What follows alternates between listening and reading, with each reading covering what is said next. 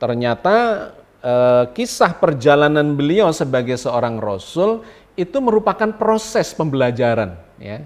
Saya menyebutnya sebagai kurikulum Rasulullah. Agama ini adalah hal-hal yang suci. Kalau kita membaca kitab suci, hati kita harus suci. Kalau hati kita nggak suci, itu tidak terjadi resonansinya itu. Baca berulang kali Al-Quran nggak paham-paham. Kenapa? Hatinya tidak suci. Assalamualaikum warahmatullahi wabarakatuh. Alhamdulillah, wassalatu wassalamu ala rasulillah, la haula wa la quwata illa billah. Sahabat sekalian, kita bersyukur pada Allah kembali dipertemukan dalam forum kajian ini.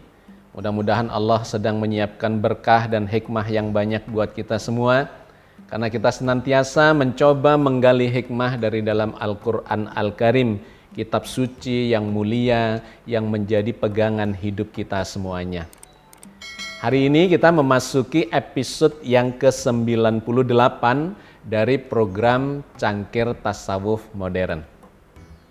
Sahabat sekalian, di episode kali ini kita akan mencoba belajar banyak, berteladan kepada Rasulullah Muhammad SAW, bagaimana beliau mendapatkan wahyu, belajar tentang Islam dari malaikat Jibril yang diutus oleh Allah, ya, untuk menyampaikan risalah, yang kemudian risalah ini akan beliau sampaikan ke umatnya dan diteladankan sepanjang kehidupannya. Tetapi kita tahu bahwa Quran itu tidak turun sekaligus kepada Rasulullah, melainkan turun berangsur-angsur kepada beliau, dan beliau ternyata berproses menjadi orang yang semakin berilmu dengan cara mendapatkan wahyu Al-Quran itu.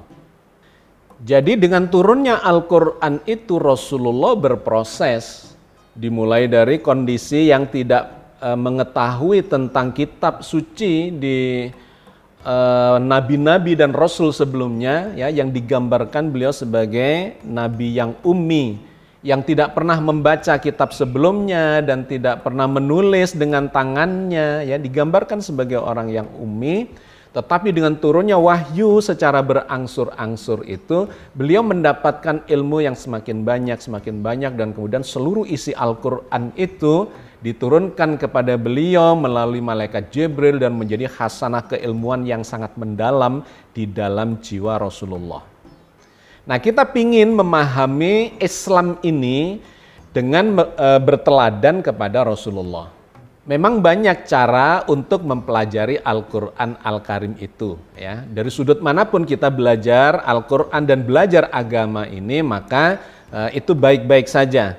Tetapi yang paling baik tentu saja adalah seperti yang dialami, diteladankan oleh Rasulullah Muhammad SAW.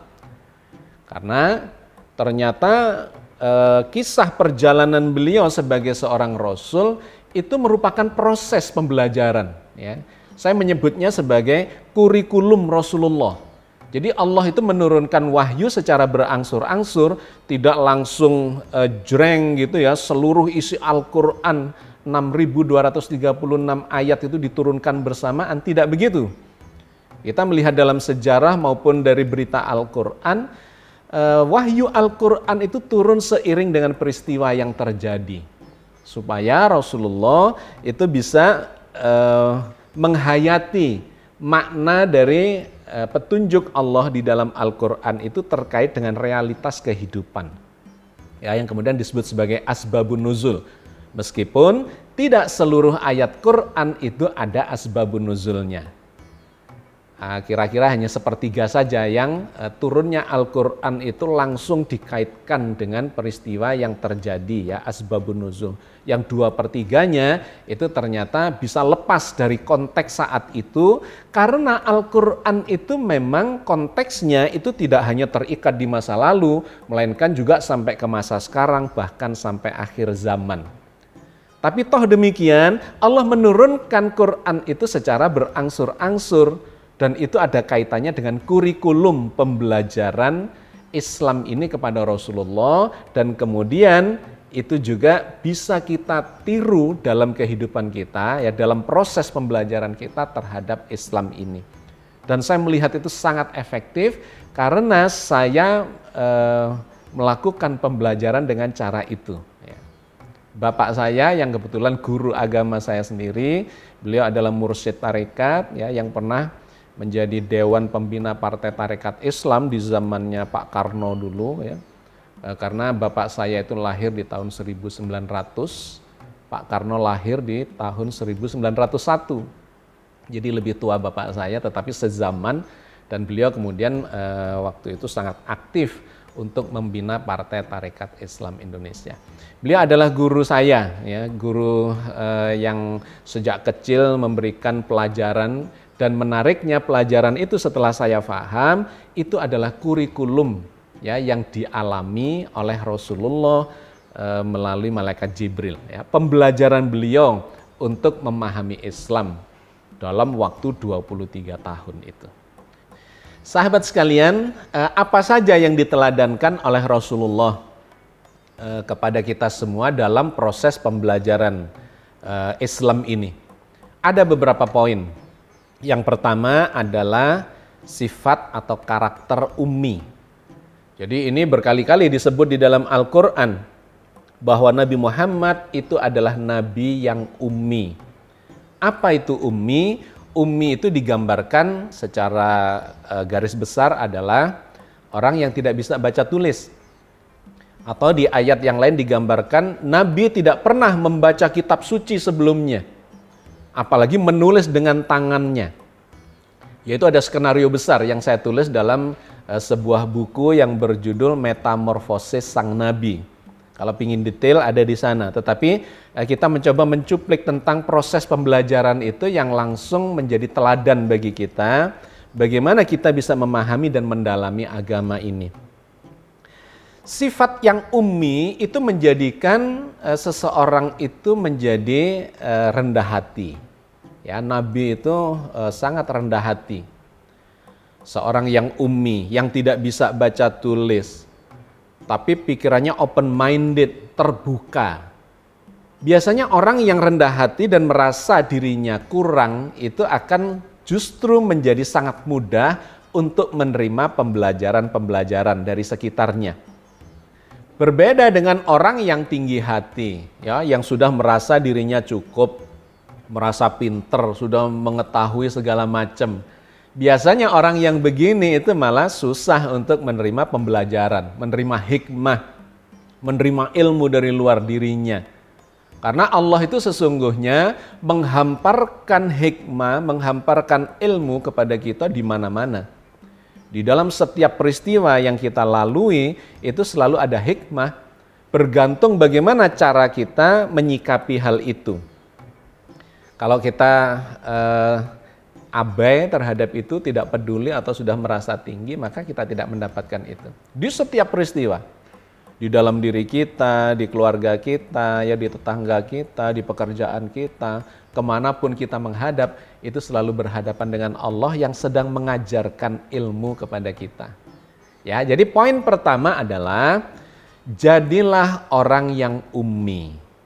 Nah, dengan menjadi orang yang ummi itu, maka kita ini akan membuka diri kita menerima hikmah-hikmah dari manapun Allah akan mengajarkan, termasuk dari kitab suci Al-Quran Al-Karim. Nah, Allah berfirman di dalam surat Al-A'raf ayat 158.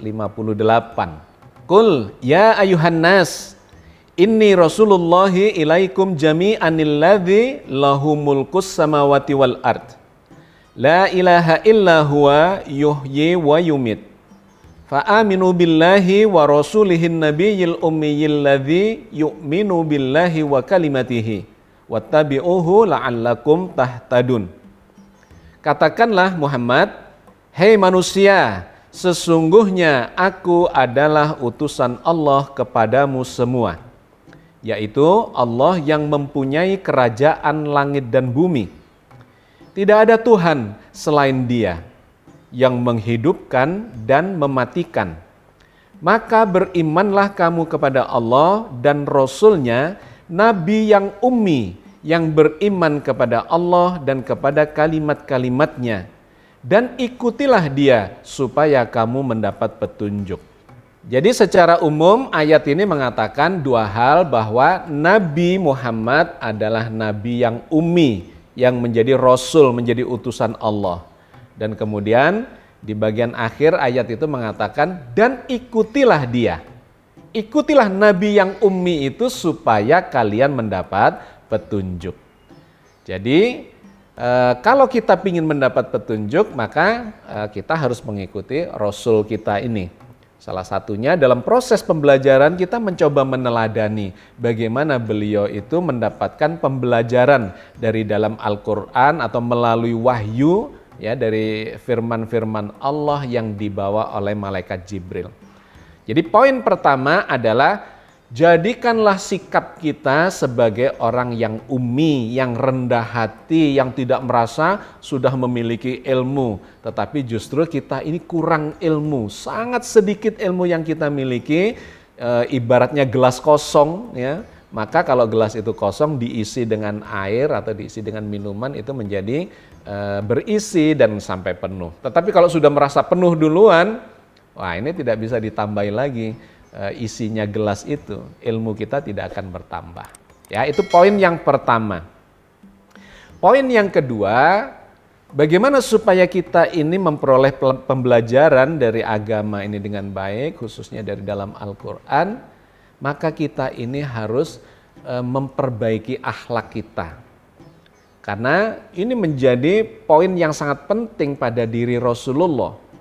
Kenapa beliau ini diutus, ya, dipilih menjadi seorang nabi, salah satunya yang kemudian dipuji-puji oleh Al-Quran, dikarenakan Rasulullah itu memiliki budi pekerti yang sangat mulia. Nah, itu difirmankan oleh Allah di dalam surat Nun ayat 4. Wa innaka la'ala khuluqin azim. Dan sesungguhnya kamu benar-benar berbudi pekerti yang agung. Budi pekerti yang agung itu menjadi syarat, ya, budi pekerti yang mulia, khuluqin azim atau akhlakul karimah, ya. Nabi mengatakan, aku ini diutus innama bu'istu liutammima makarimal akhlak, begitu kata Rasulullah. Aku ini diutus untuk memperbaiki akhlak. Nah, perbaikan akhlak itu menjadi pintu masuk bagi hikmah, ya, yang diajarkan oleh Allah kepada kita dari sekitar kita. Orang yang akhlaknya buruk, maka dia sulit untuk menerima hikmah dari dalam Al-Quran, dari firman-firman Allah, dari ayat-ayat kauliyah di dalam kitab suci ataupun ayat-ayat kauniyah yang sesungguhnya sudah dihamparkan oleh Allah di sekitar kita, di alam semesta ini. Jadi akhlak yang baik, kejujuran, keikhlasan, kesabaran, ya, ketaatan, ketawakalan, itu adalah bagian dari akhlakul karimah. Orang-orang yang memiliki sifat ini itu akan memiliki persyaratan, ya, prasyarat untuk bisa melakukan proses pembelajaran dan menambah ilmunya semakin tinggi. Misalnya nih, orang yang jujur. Orang yang jujur itu akan belajar apa adanya, ya, terhadap segala macam pelajaran dari peristiwa yang dia alami. Tapi kalau sudah tidak jujur, ya, terhadap dirinya nggak jujur, terhadap orang lain nggak jujur, bahkan terhadap Allah nggak jujur, maka dia tidak akan mendapatkan hikmah. Kenapa? Ya karena terhijab, dan kemudian orang yang tidak jujur itu dia tidak bisa melihat peristiwa atau fakta, ya, hakikat dengan apa adanya. Selalu meleset. Gitu. Tapi orang yang jujur itu apa adanya. Dia menerima kalau dirinya masih bodoh, ya dia mengatakan bodoh. Ketika dia tidak mengerti, ya dia mengatakan tidak mengerti. Nah, itu lebih enak. Orang-orang yang memiliki sifat itu, proses pembelajarannya akan lebih lancar, ya, lebih ilmu itu akan berdatangan dan masuk ke dalam jiwanya dengan lebih mudah. Juga orang yang ikhlas, itu enteng sekali. Jiwanya itu tidak ada hijabnya.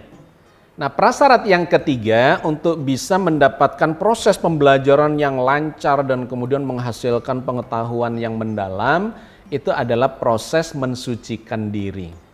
Ya, sebetulnya sudah dimulai dari akhlakul karimah tadi. Kalau itu kita lanjutkan, kita perdalam, kita perhalus, maka itu akan menjadi sebuah proses mensucikan diri. Artinya jangan mengotori jiwa kita dengan hal-hal yang tidak baik. Kebohongan, janganlah gitu ya. Pikiran yang negatif, buang saja. Ganti dengan pikiran-pikiran yang positif. Penglihatan yang suka kepada yang negatif-negatif, yang enggak-enggak, hindari. Pendengaran, hindari dari hal-hal yang negatif. Ucapan kita, lisan kita, hindarkan dari hal-hal yang negatif yang akan mengotori jiwa kita. Segala macam perbuatan kita, keseharian kita mulai dari pagi sampai malam hari, hindarkan dari hal-hal yang negatif. Itu akan mensucikan jiwa kita. Nah, kalau sudah mensucikan, berada dalam proses mensucikan jiwa kita, maka hal-hal yang suci itu akan berdatangan. Ya, ini yang pernah saya jelaskan di episode yang berbeda, bahwa sesungguhnya alam ini dan pikiran kita itu memiliki mekanisme resonansi.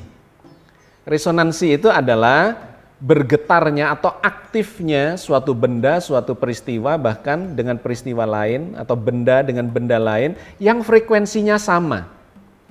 Jadi kalau misalnya nih antara gitar satu dengan gitar yang lain itu di stem sama, di sini kemudian dipetik, jreng, sini akan bergetar sendiri. Karena terjadi resonansi, getaran yang menular ya, yang meresonansi. Atau ada garbu tala ya, garbu tala itu adalah alat untuk menyetem nada, misalnya nada C dengan nada C, ting, sini akan bergetar sendiri, nging. Atau pada mekanisme radio, pemancar radio ya, stasiun radio memancarkan siarannya. Kemudian kita yang punya pesawat radio di sini mencari gelombangnya. Misalnya nih gelombang 100 FM. Kalau di gelombang kita, di radio kita ini masih 90, maka tidak bisa menangkap apa saja yang disiarkan oleh pemancar 100 FM itu. Bahkan digeser ke 95 belum, 98 belum, 99 masih belum, 99,99 kresek-kresek. Masih belum jernih, tapi begitu radio kita ini gelombangnya kita putar masuk ke 100 FM, celek, frekuensinya sama dengan frekuensi pemancar, maka seluruh informasi yang ada di sana itu akan masuk di sini tanpa upaya apapun. Tanpa upaya apapun karena ada mekanisme yang disebut sebagai resonansi itu. Nah, hal-hal yang suci itu akan meresonansi yang suci juga. Maka prasyarat yang ketiga di dalam belajar agama, ya agama ini adalah hal-hal yang suci. Kalau kita membaca kitab suci, hati kita harus suci. Kalau hati kita nggak suci, itu tidak terjadi resonansinya itu. Baca berulang kali Al-Quran nggak paham-paham. Kenapa? Hatinya tidak suci. Akhlaknya tidak baik, hatinya tidak suci, maka itu menjadi hijab ya yang tidak memungkinkan atau menjadikan pembelajaran itu menjadi terhalang. Nah, karena itu Allah berfirman di dalam surat Al-Waqi'ah ayat 79. La yamassuhu illal mutahharun. Tidak ada yang menyentuhnya Al-Quran itu kecuali orang-orang yang disucikan. Jadi ayat ini bercerita tentang Al-Quran itu sesungguhnya masih ada di Lauh Mahfudz ya. Masih ada di Lauh Mahfudz, yang turun kepada kita itu kan kopinya dalam bentuk hard copy ya, teks, dan soft copy Al-Hikmah, kandungan isinya yang mendalam. Nah, kata ayat ini dalam surat Al-Waqi'ah ayat 79 ini, la yamassuhu illal mutahharun. Tidak bisa menyentuh Al-Quran dalam arti hakikat Al-Quran ya, karena Al-Qurannya masih ada di Lauh Mahfudz. Ini bukan soal kemudian kita berwudu, bersuci, kemudian kalau tidak bersuci atau berwudu tidak boleh menyentuh Al-Quran. Bukan sekedar di situ, tapi lebih dalam, lebih hakikat lagi daripada sekedar yang bersifat fisikal, yaitu hati yang disucikan. Jadi sahabat sekalian, bagi orang yang mensucikan dirinya, itu proses pembelajaran itu menjadi lebih mudah gitu ya.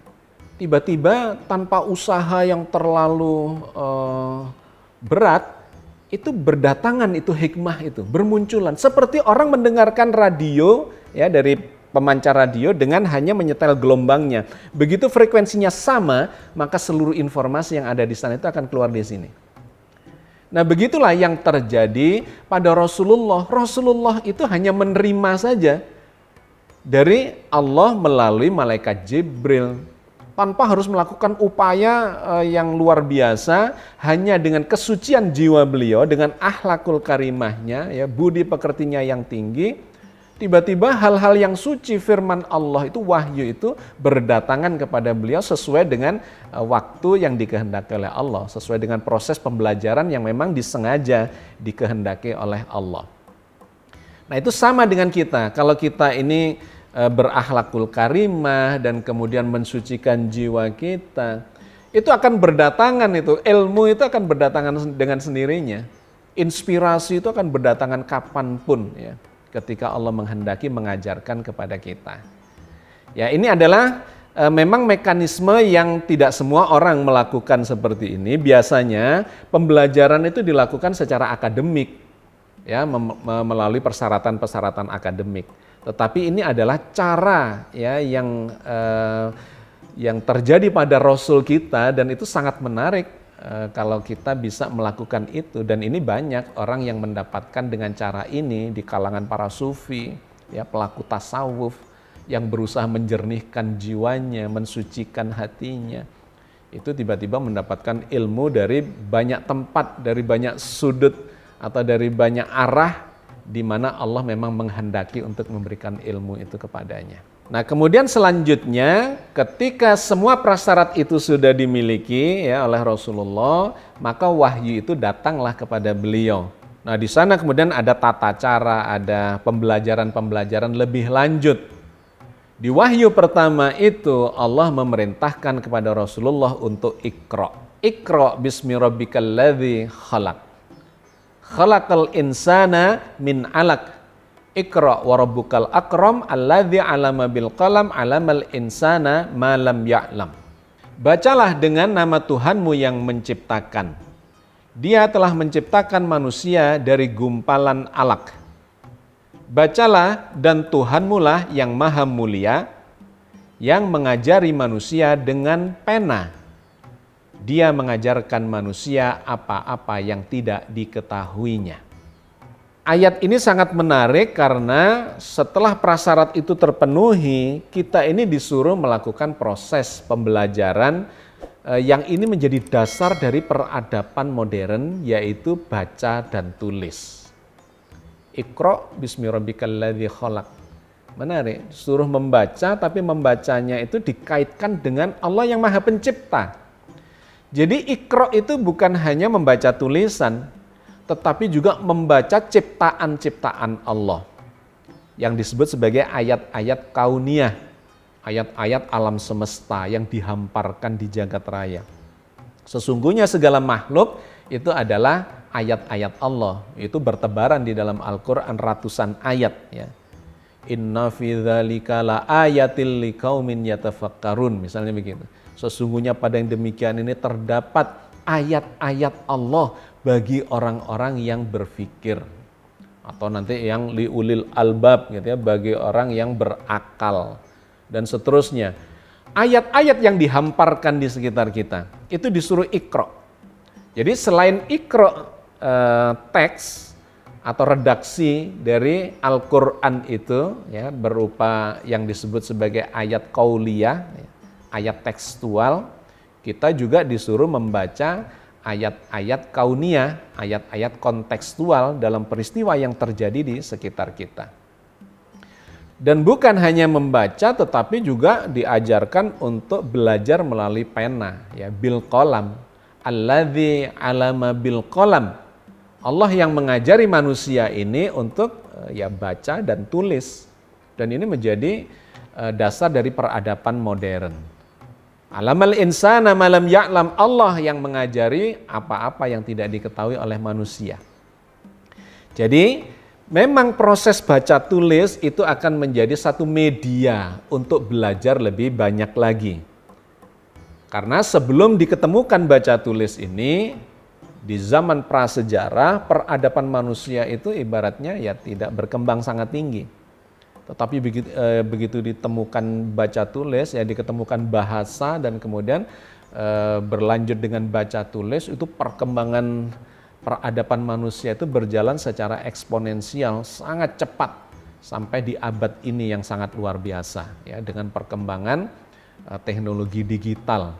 Itu juga baca tulis tetapi secara digital. Kalau dulu secara analog, sekarang ini secara digital dan efeknya luar biasa. Kita melihat perkembangan internet dan teknologi-teknologi digital lainnya dalam peralatan-peralatan elektronik kita itu memicu perkembangan peradaban yang luar biasa. Karena memang Islam ini diturunkan oleh Allah untuk atau bagi orang-orang yang berperadaban di akhir zaman ini. Nah, jadi itu wahyu yang pertama ya. Setelah prasyarat tadi maka kita masuk ke mekanisme wahyu yang mengajari kita untuk baca dan tulis. Nah, yang menarik di wahyu yang kedua yang turun adalah surat Al-Qalam, surat pena. Jadi ini bukan sebuah kebetulan, tetapi menjadi sebuah kurikulum pembelajaran bagi kita. Suruh baca, yang kedua kemudian suruh lebih banyak lagi menulis. Karena ternyata menulis itu adalah mengekspresikan apa yang kita pahami. Para ulama yang dahulu ya di abad pertengahan, para ilmuwan-ilmuwan Islam di zaman keemasan Islam itu memiliki karya-karya tulis yang luar biasa banyaknya. Puluhan buku bahkan ratusan buku ya. Tapi kita sekarang ini kurang melakukan itu. Nah, saya mencoba meniru itu dengan menulis buku setiap 3 bulan sekali. Karena ternyata saya merasakan itu. Ketika saya menulis itu ada satu stimulasi untuk belajar lebih banyak. Berbeda dengan orang yang cuma belajar tapi tidak menyampaikan. Ya, tidak menyampaikan baik secara lisan ataupun secara tertulis. Poin pentingnya adalah menyampaikan. Cuma secara lisan dibanding secara tertulis, pertanggungjawabannya itu lebih berat pada saat kita melakukan secara tertulis. Kalau cuma secara lisan, apalagi cuma di forum, tidak direkam gitu ya, setelah disampaikan hilang, selesai. Tetapi kalau tertulis itu bisa di stabilo, bisa dikasih garis bawah, ini loh salah, ini harus dikoreksi, ini harus diralat, ini benar, ini dan seterusnya. Itu terekam. Nah, rekaman itu bisa dilakukan secara analog ya, tulisan tangan seperti buku-buku printed atau secara digital. Nah, termasuk video itu adalah tulisan dalam bentuk digital, cuma menjadi gambar dan suara. Tetapi poin pentingnya adalah belajar yang baik itu adalah menyampaikan.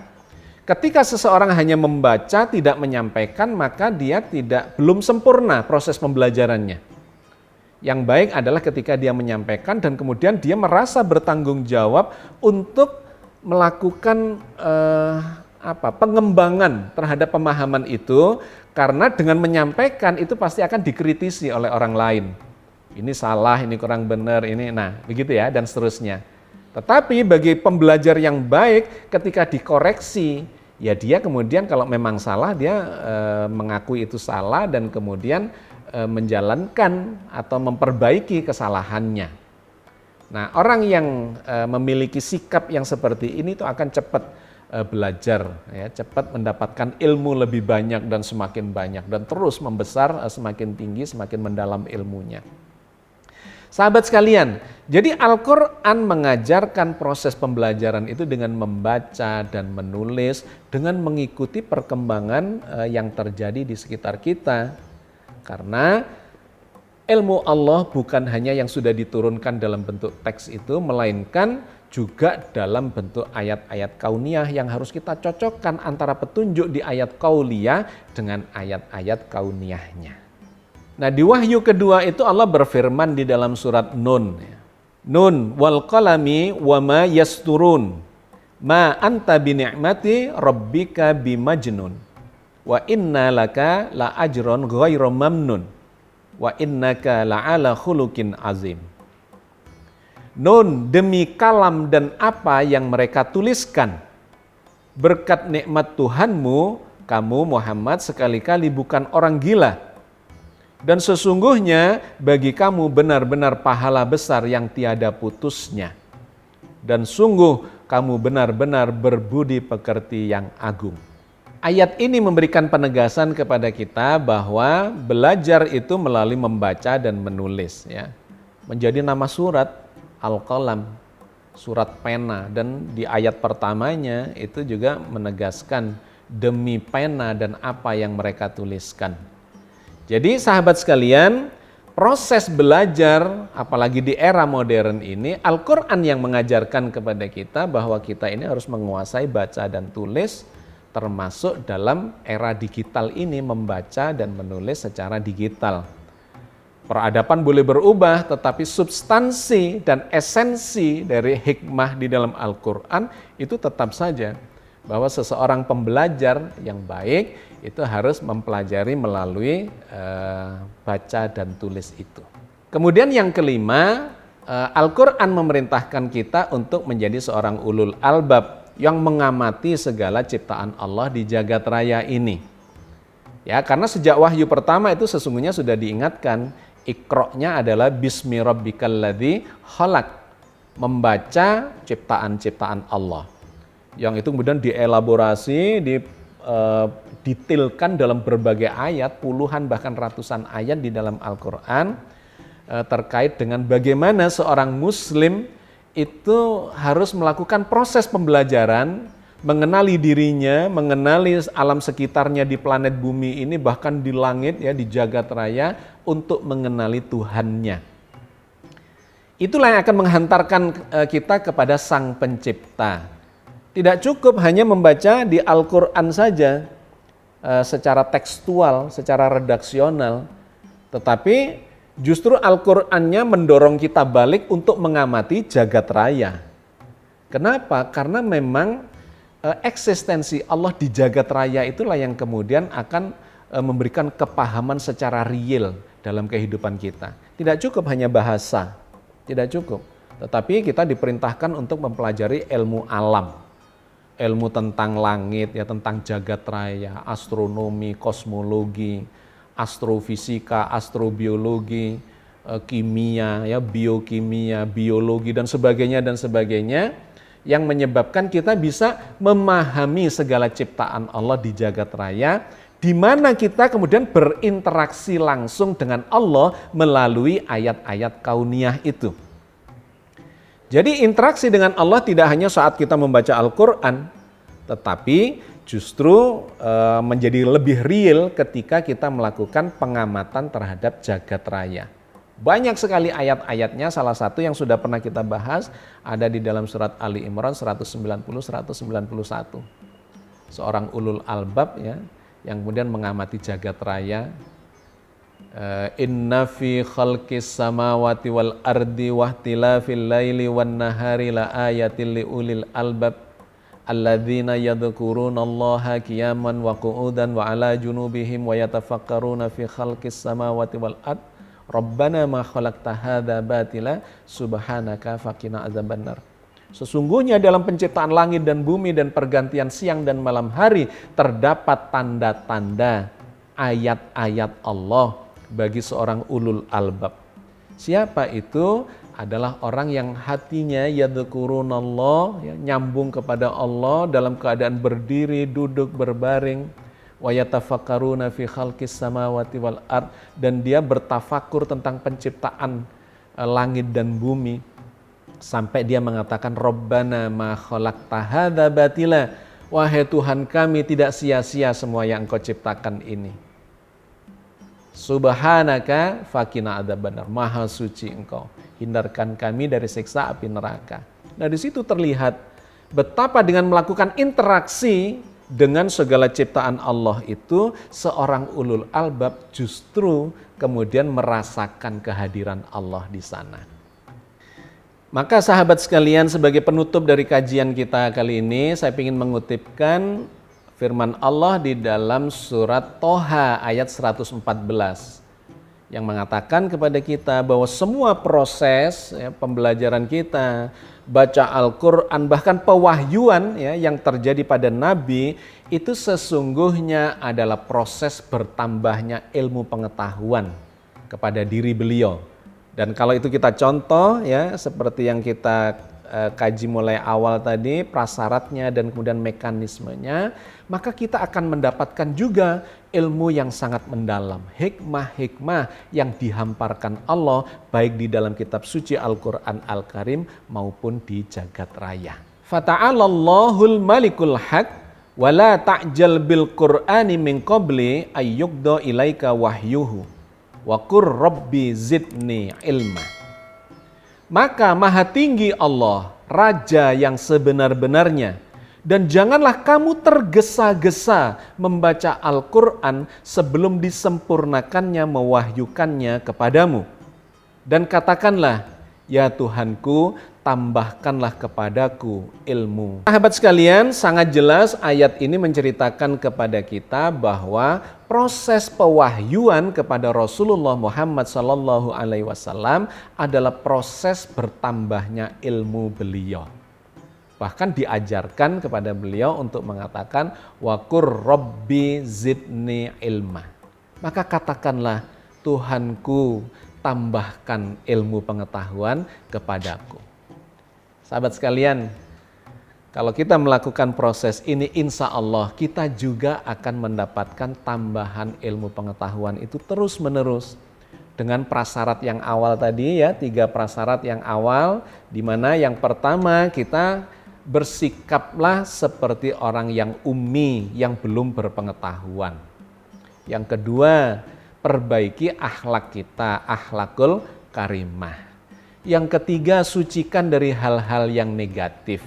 Ya, kalau itu diproses dengan baik, maka diri kita ini siap untuk menerima hikmah yang sangat mendalam, ya, luas dan mendalam yang diajarkan oleh Allah dimanapun kita berada atau kemanapun kita menghadap, kita senantiasa akan berhadapan dengan hikmah-hikmah yang diajarkan oleh Allah itu.